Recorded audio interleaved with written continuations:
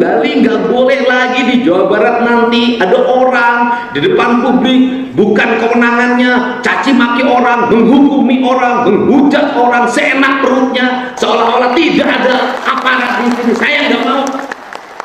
Kenapa? Yang datang ke Jawa Barat harus menyesuaikan dengan budaya Jawa Barat. Siapapun yang datang ke sini, Anda boleh tinggal di sini bersama kami. Tapi jangan coba-coba Anda ingin merebut kehormatan dan wibawa kami. Jangan harap Purwakarta bisa menjadi kota santri selama masih banyak kemusyrikan di kota Purwakarta, saudara-saudara. Jangan harap.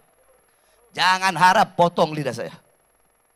Mungkin kalau Ustadz saya jawaban nggak berani untuk nyebut nama. Kalau saya sebut Deddy Mulyadi, saudara-saudara.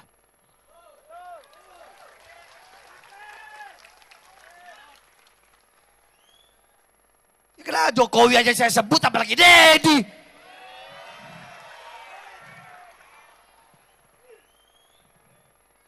Betul? Betul? Betul? Saya nggak ada urusan, saya nggak ada urusan. Nggak ada urusan saya. Iblis saya makan kok. Deddy lagi. Dengar-dengar mau nyalon gubernur dia. Mau nyalon dia ya, dengar-dengar. Kalau dia sampai jadi gubernur, kemarin Purwakarta jadi kota kemusyrikan. Kalau dia sampai jadi gubernur Jawa Barat, maka Jawa Barat akan dia bikin jadi daerah yang penuh dengan kemusyrikan, saudara-saudara. Makanya yang kayak begitu harus ditumbang. Harus ditumbang. Obsesi diri saya itu ada dua sebenarnya.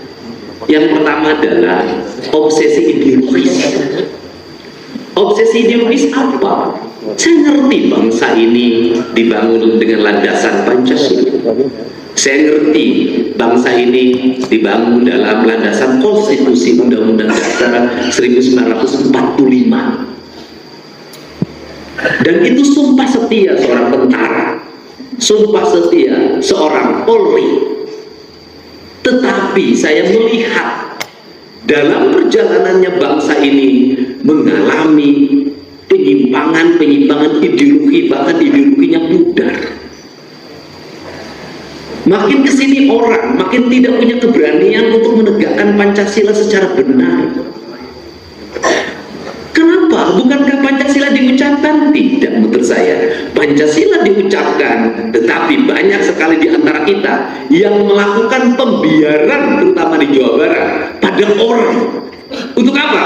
Untuk setiap hari berkata, bertindak atas nama ideologinya sendiri. Dengan apa? Dengan mengecilkan, dengan menghadri, dengan mencaci maki ideologinya orang lain dan dibiarkan oleh negara. Sehingga ketika kemarin ada debat tentang intoleransi di Jawa Barat, saya katakan orang Jawa Barat itu toleran. Toleran pada intoleran. Kenapa? Orang Sunda mangga sok badai nggak ada bumi di sini mangga. Di dia mangga. Mangga. Mangga terus. Empek. Mangga. Empek. Kerangka ini cocok. Kalau apa? Kalau hidupnya sama orang Sunda lagi.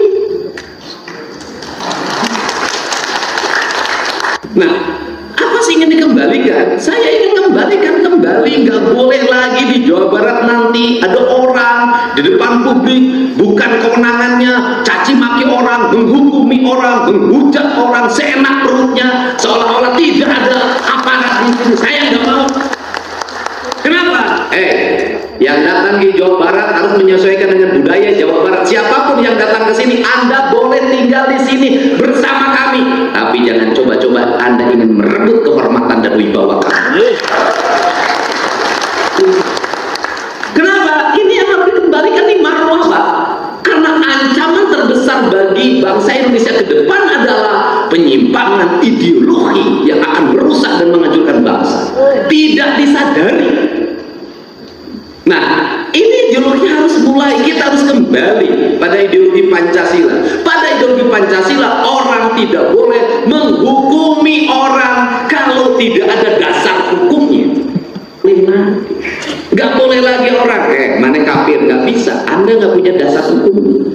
Mana musyrik? Nggak bisa, Anda nggak punya dasar hukumnya. Anda nggak boleh bangun ini, nggak ada dasar hukumnya. Untuk itu ke depan, aparat harus bertindak tegas pada siapapun, setiap orang berbuat tanpa dasar hukum. Kenapa? Nanti akan diikuti. Nah, kalau dibiarkan, makin lama makin besar, minkinnya gedean. Suatu saat negara akan kehilangan hukum. Kenapa? Pemimpinnya kalah menang oleh mereka. Di modalan ku pamarentah, di bajuan ku pamarentah, nyerang ka pamarentah, dan dieureunkeun mah bantuan eueuhan, nyero eueuhan. Memang aing teh nyaho aing kabeh. Di mana tuh usahana, di mana?